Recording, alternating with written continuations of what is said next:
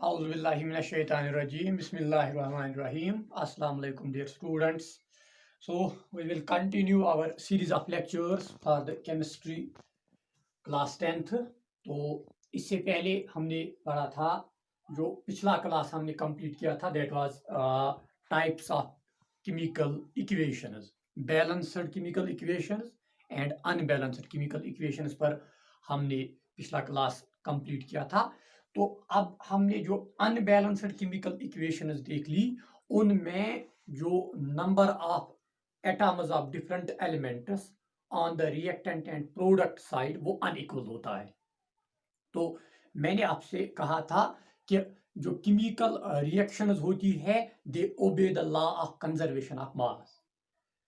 तो law of conservation of mass को obey करने के लिए, वैलिड बनाने के लिए, जो अनबैलेंस्ड केमिकल इक्वेशंस है उनमें जो अनइक्वल नंबर ऑफ एटम्स होते हैं रिएक्टेंट एंड प्रोडक्ट साइड के, उनको इक्वल बनाना पड़ता है। तो अनइक्वल एटम्स को इक्वल बनाने के लिए हम क्या करते हैं, उसके लिए हम आज डिस्कस करने वाले हैं एक नया सा topic, and it is balancing of chemical equations. तो बैलेंसिंग ऑफ केमिकल इक्वेशंस हम डिफाइन ऐसे करते हैं कि ये एक हम मेथड इख्तियार करते हैं, एक ऐसा स्टेप्स हम लेते हैं जिसमें हम केमिकल इक्वेशंस में, अनबैलेंस्ड केमिकल इक्वेशंस में number of different atoms in the reactant and product side equal बनाते हैं। तो ये बन जाती है balancing of chemical equation.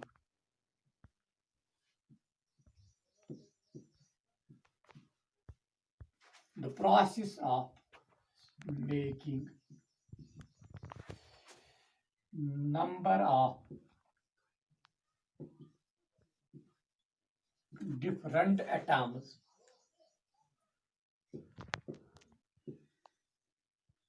equal on reactant and product side of chemical equation.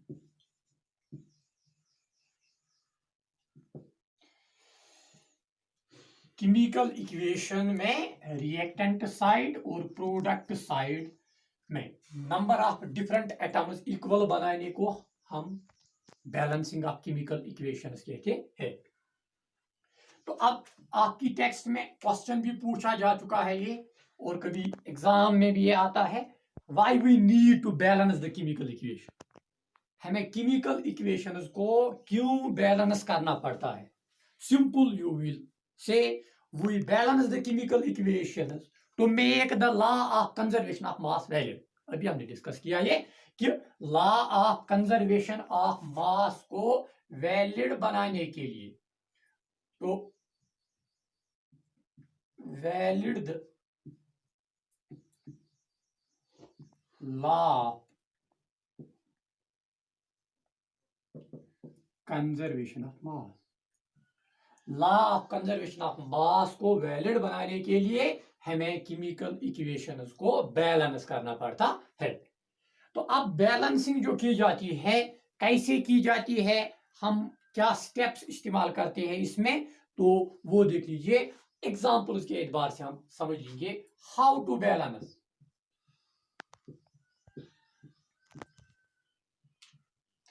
How to balance a chemical equation. एक chemical equation को हम बैलेंस कैसे करते हैं, तो simply we say we use hit and trial method.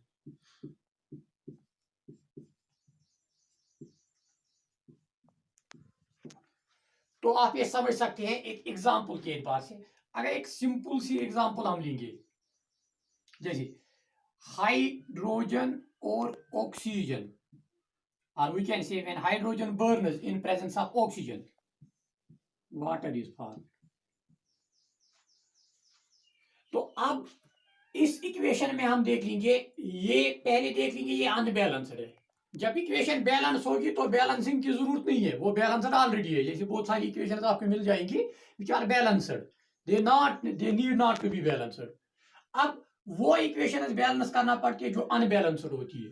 तो हम यहाँ देख लेंगे, अगर हम रिएक्टेंट साइड के अगर हम ऐसे, यहाँ हमारे पास है हाइड्रोजन हाइड्रोजन और ऑक्सीजन, तो हम दो साइड लेंगे, एक साइड रिएक्टेंट साइड का और एक साइड प्रोडक्ट साइड। तो ये यहां हम देख लेंगे कि रिएक्टेंट साइड और प्रोडक्ट साइड में जो हमने, हमारे पास जो दो काइंड्स ऑफ एटम्स है, one is the hydrogen atoms and other is oxygen atoms. तो उनको देख लेंगे, हाइड्रोजन के कितने एटम्स रिएक्टेंट साइड के हैं, दो, और प्रोडक्ट साइड के दो।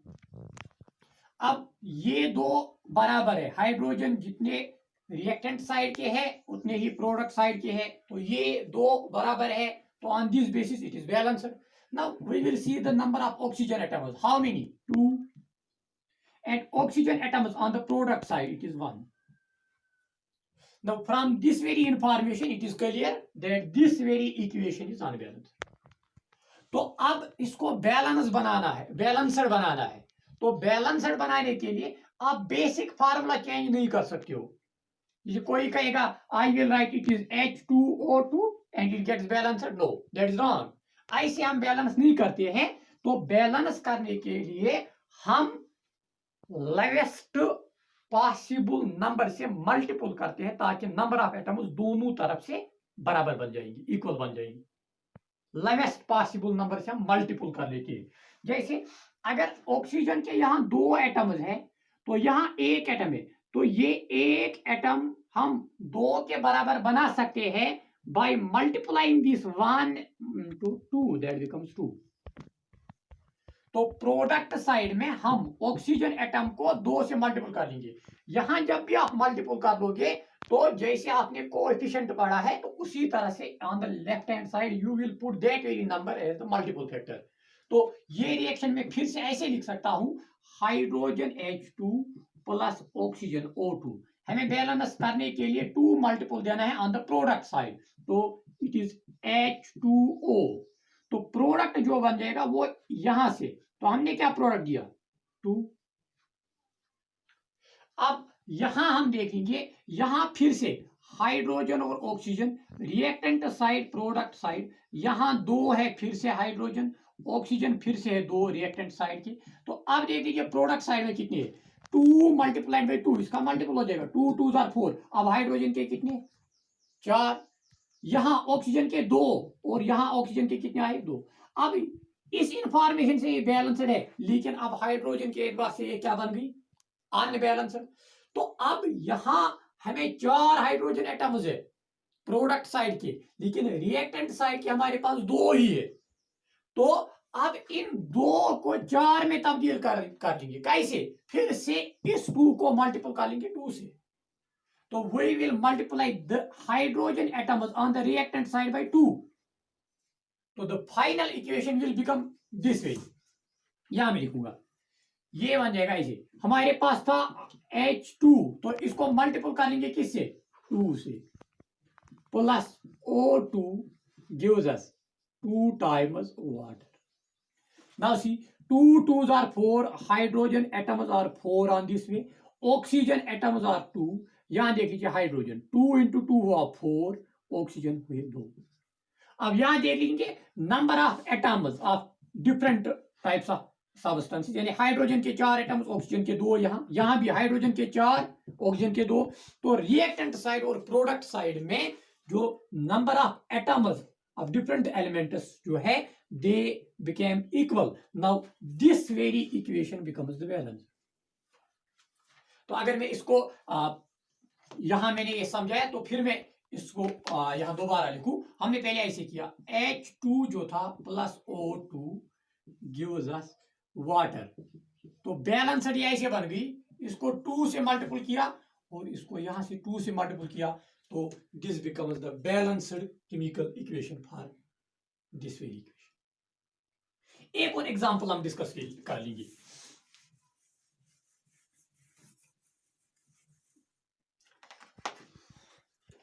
जैसे एक इक्वेशन है, when we will burn natural gas, it is methane. Natural gas contains methane in presence of oxygen. So it will give us carbon dioxide plus water. तो अब यहां बैलेंस कर लेंगे, देख लीजिए कार्बन के एटम्स यहां कितने, एक, हाँ, फिर हाइड्रोजन के 4, यहां ऑक्सीजन के 2, यहां देख लीजिए कार्बन का 1, ऑक्सीजन के यहां 2 और यहां 1, 2 + 1 तो 3, तो हाइड्रोजन के कितने, 2 ही। अब देख लीजिए कार्बन एटम्स इक्वल है तो इस एतबार से बैलेंस्ड है, लेकिन हाइड्रोजन के यहाँ कितने हैं, 4, और यहाँ हाइड्रोजन के कितने, 2। अब यहाँ 4 बनाने के लिए क्या मल्टीपल देंगे, 2, तो ये बन जाएगा 4।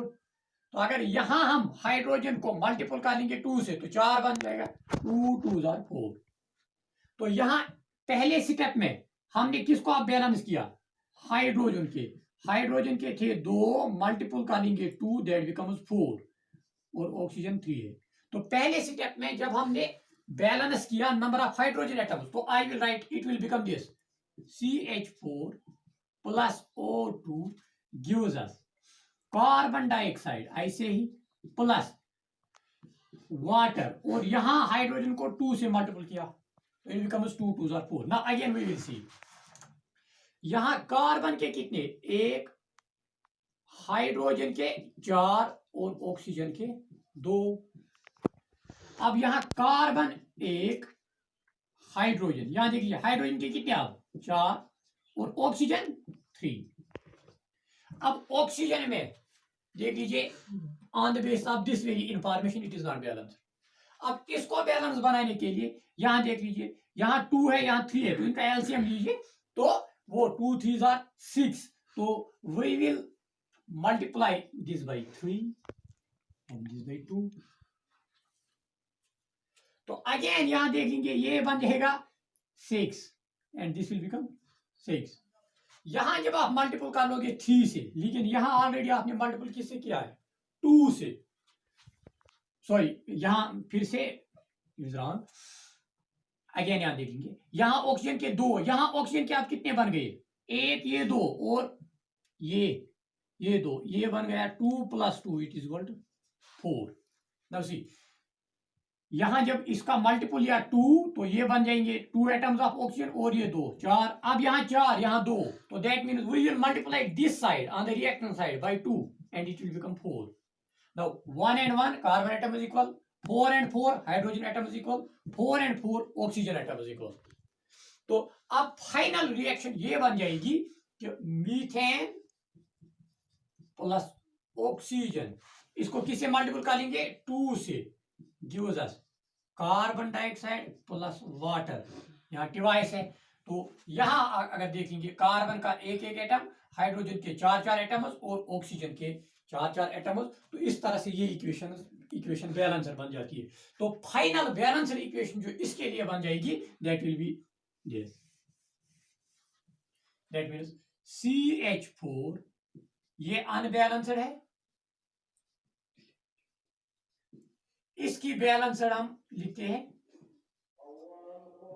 बैलेंसर लिखने के लिए CH4 oxygen 2 times CO2 plus device water.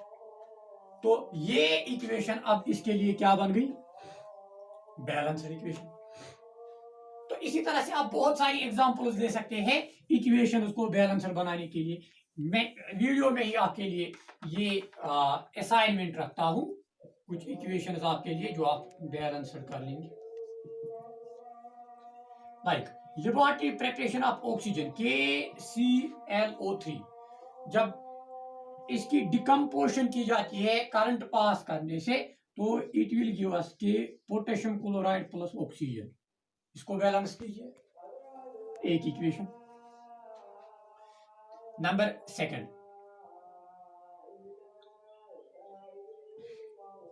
आपने देखा होगा carbon dioxide plus water, photosynthesis की इक्वेशन जो आप पढ़ते हो, तो it will give us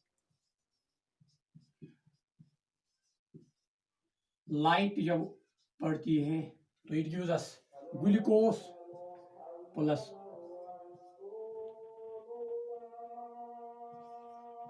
oxygen, इसको बैलेंस करना है।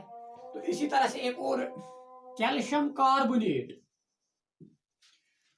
जब इसको हीट अप कर लेंगे, डिकम्पोज कर लेंगे, it will give calcium oxide plus carbon dioxide. तो ये भी बैलेंस कीजिए। इसी तरह से नाइट्रोजन मोनोऑक्साइड, नाइट्रोजन मोनोऑक्साइड बनाने के लिए या ऐसे अमोनिया,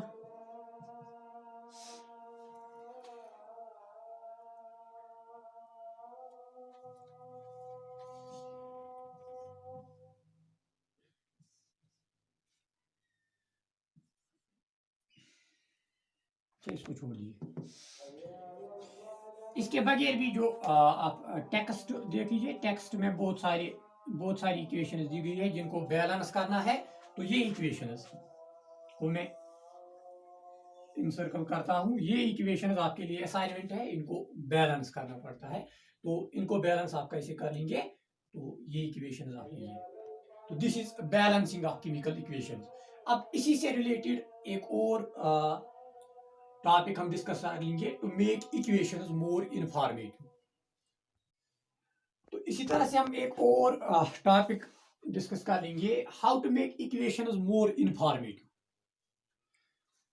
तो जब हम लेबोरेटरी में एक्सपेरिमेंट्स करते हैं, केमिकल रिएक्शंस करते हैं, तो जो डिफरेंट रिएक्टेंट्स हम लेते हैं, कभी ये रिएक्टेंट सॉलिड स्टेट में होगा, कभी ये लिक्विड स्टेट में होगा, तो कभी it will be in the solution form mixed with water, तो कभी गैस की सूरत में रिलीज हो जाएगा। अब जब हम रिएक्शन लिखेंगे तो हम कभी उसका स्टेट मेंशन करते हैं कि जो हमने रिएक्टेंट इस्तेमाल किया या जो प्रोडक्ट हासिल हुए, in which state they exist, in which state they exist, तो वो स्पेसिफाई करना, वो इक्वेशंस को मोर इंफॉर्मेटिव बनाता है। जैसे एक एग्जाम, यानी एक पॉइंट आपने याद रखा, इक्वेशंस को इंफॉर्मेटिव बनाने के लिए वी स्पेसिफाई द स्टेट। अगर सॉलिड था तो हम सिंपल एस सामने लिखते हैं, अगर लिक्विड था तो वी विल राइट एल। यहां एक और, if it was in solution form with water, solution with water, तो हम एक्वस लिखते हैं, ए क्यू। इसी तरह से अगर ये गैसियस था तो जी लिखते हैं। तो एक स्टेप ये है, इक्वेशन को ज्यादा इंफॉर्मेटिव बनाने के लिए हम स्पेसिफाई करते हैं by means of symbol, whether it is solid, liquid, gas in the aqueous form. या इसी तरह से आपने पढ़ा है प्रेसिपिटेट, अगर प्रेसिपिटेट फॉर्म में था तो हम पी पी टी लिखते हैं। ये एक स्टेप है। नंबर सेकंड स्टेप, इक्वेशंस को और ज्यादा इंफॉर्मेटिव बनाने के लिए हम कभी ये इस्तेमाल करते हैं, whether the reaction produces heat और एब्जॉर्ब्स हीट, यानी एक्सोथर्मिक, इससे पहले समझाया था एक्सोथर्मिक, जहां हीट प्रोडक्शन होती है, हीट प्रोड्यूस होती है, जैसे मीथेन को बर्न करने के तो वहां हीट प्रोडक्शन है, एक्सोथर्मिक रिएक्शन है, तो वहां हम एट द एंड लिखते हैं प्लस हीट एनर्जी। अब अगर एंडोथर्मिक थी, एंडोथर्मिक में हीट एब्जॉर्ब होती है, जस्ट अभी हमने रिएक्शन पढ़ी कि कैल्शियम कार्बोनेट, कैल्शियम का ये प्लस हीट हम प्रोडक्ट साइड के लिखते हैं, और यहां प्लस हीट लिखेंगे टू द रिएक्टेंट। ये भी एग्जाम्पल भी दूंगा। तो यहां हीट एब्जॉर्ब होती है कैल्शियम कार्बोनेट की डिकम्पोजिशन, जैसे एक्सोथर्मिक की पहले एग्जाम्पल सी, एक्सोथर्मिक की। अगर हम लेंगे मीथेन CH4, मीथेन हमारे पास it will be in the solid form या गैसियस स्टेट। अगर नेचुरल गैस इस्तेमाल कर लेंगे तो if we will talk of natural gas, physics का जो आखिरी यूनिट है उसमें आपके सिलेबस में है मीथेन, तो आई will write it is G यानी गैसियस फॉर्म, प्लस ऑक्सीजन, तो ये भी क्या है गैसियस स्टेट में। तो ये प्रोसेस जब होगी, ये रिएक्शन जब होगी तो यहां रिलीज होगा कार्बन डाइऑक्साइड, तो ये भी क्या है gaseous, plus water in the form of vapours, तो ये भी गैसियस, प्लस हीट। तो यहां देख लीजिए, यहां हमने हीट प्लस करके लिखा तो ये एक्सोथर्मिक प्रोसेस बन जाती है। अब एक एग्जांपल हम देंगे इंडोथर्मिक की। If the reaction is endothermic, तो इंडोथर्मिक में हम क्या, जैसे कैल्शियम कार्बोनेट की डिकम्पोजिशन, जब इसको हीट अप कर लेंगे तो addition of heat on the reactant side, it absorbs heat. तो यहां जब हमने लिखा plus heat, that means it will absorb, it is endothermic process and it will give us calcium oxide plus carbon dioxide. ये gaseous है, this will be in the solid form and this too in the solid form. तो अब यहां हमने specify किया symbol, तो becomes by this we get more information. Now plus heat, तो ऐसे जब होगा तो यू विल से it is endothermic.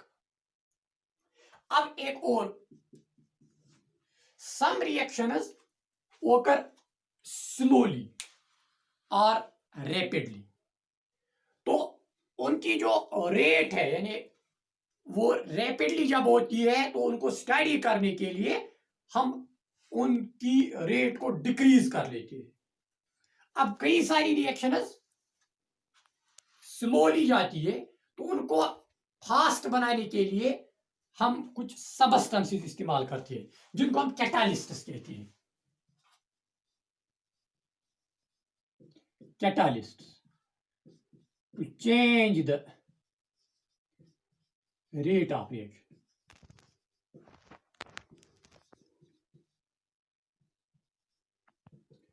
Substances which change the rate of reaction, उनको हम कैटालिस्ट्स कहते हैं। तो एक एग्जांपल इसमें मैं दूंगा, यानी यूज ऑफ कैटालिस्ट, जब हम कैटालिस्ट इस्तेमाल करते हैं तो इसको कैसे हम स्पेसिफाई करते हैं। पोटेशियम क्लोरेट, जब पोटेशियम क्लोरेट हम लेते हैं तो इन प्रेजेंस ऑफ N2O, तो it will give us potassium chloride plus oxygen. तो इसमें से हम इलेक्ट्रिक करंट पास करते हैं। तो यहां हमने जो स्पेसिफाई किया in presence of catalyst, catalyst हम लिखते हैं, तो यहां ये भी स्पेसिफाई करना कि किसकी मौजूदगी में ये रिएक्शन हुई, तो it will specify the use of catalyst. तो कैटालिस्ट का इस्तेमाल करना, ये स्पेसिफाई करना, तो ये भी हमें इंफॉर्मेशन देता है कि कैटालिस्ट हैज बीन यूज्ड। तो ये कुछ इसके बारे में कि इक्वेशंस को और ज्यादा इंफॉर्मेटिव कैसे बना सकते हैं। तो यहां तक ये हुआ balancing of chemical equations and how to make equations more informative. तो उसके बाद जो नेक्स्ट होगा दैट विल बी इंशाल्लाह टाइप्स ऑफ केमिकल रिएक्शंस।